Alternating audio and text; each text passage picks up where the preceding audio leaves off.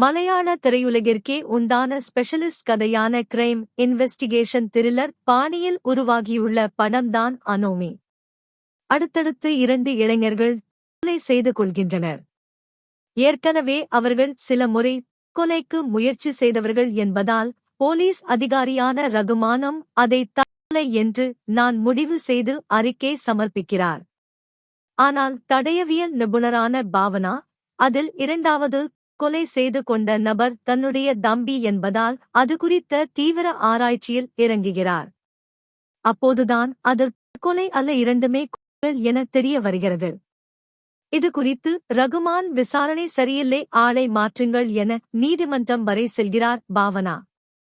இந்த நிலையில் பாவனா கணித்தபடி 3வதாகவும் ஒரு கொலை நிகழ்கிறது. அதுவும் கொலை என ரகுமானுக்கும் தெரிய வருகிறது. இப்படி தற்கொலை மனோபாவம் கொண்ட இளைஞர்களாக தேர்ந்தெடுத்து அவர்களை தற்கொலை போலவே தோற்றமளிக்கும் விதமாக செய்யும் நபர் அல்லது நபர்கள் யார் என தீவிரமான விசாரணையில் இறங்குகிறார் ரகுமான். இன்னொரு பக்கம் தன் தம்பியின் மரணத்திற்கு காரணமானவர்களை கண்டுபிடிக்க பாவனாவும் களமிறங்குகிறார். இருவரும் இறுதியாக ஒரே புள்ளியில் சேர்கிறார்கள். இருவரது விசாரணையிலும் பல திடுக்கிடும் அதிர்ச்சியான சம்பவங்கள், உண்மைகள் வெளியே வருகின்றன. அவை என்ன? இறுதியாக இந்த குற்றவாளிகளை ரகுமான் அல்லது பாவனா கண்டுபிடித்தார்களா? எப்படி கண்டுபிடிக்கிறார்கள் என்பதே விறுவிறுப்பான மீதி கதை.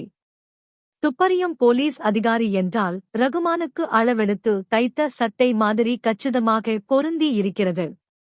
கதையின் நாயகனாகவே முழு படத்தையும் அவரால் தாங்க முடிகிறது.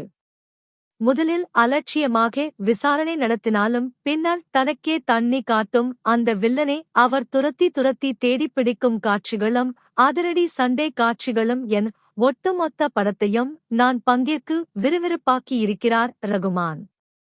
அவருக்கு கொஞ்சமும் சளைத்தவர் இல்லை என்கிற விதமாக நடிகை பாவனா தனது தம்பியின் மரணத்தால் தாங்க முடியாத துயரத்திற்கு ஆளாவதும் தடயவியல் நிபுணர் என்பதால் சின்ன தடயங்களை கூட ஆராய்ந்து அதன் பின்னணியில் உள்ள உண்மைகளை கொண்டு வருவதும் ஒரு கட்டத்தில் தம்பியின் மரணத்தை கண்டுபிடிக்க கொலையாளியை நோக்கி கொஞ்சமாக நெருங்குவதும் நிஜமான கொலையாளி யார் என தெரிய வரும்போது அதிர்ச்சி அடைவதும் என பாவனாவுக்கும் இந்த படத்தில் ஸ்கோர் பண்ண ஏராளமான காட்சிகள் உண்டு.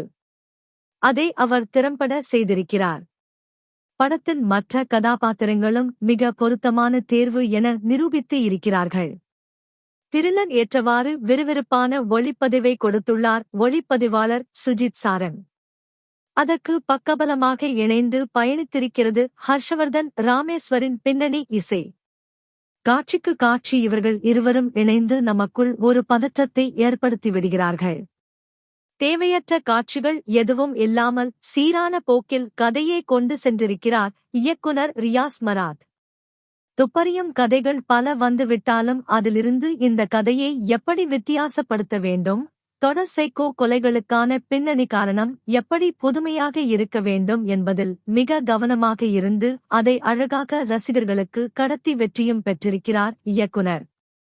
இன்வெஸ்டிகேஷன் த்ரில்லர் படங்களை விரும்பும் ரசிகர்களுக்கு இந்த அனோமி நிச்சயமாக ஒரு விருந்துதான்.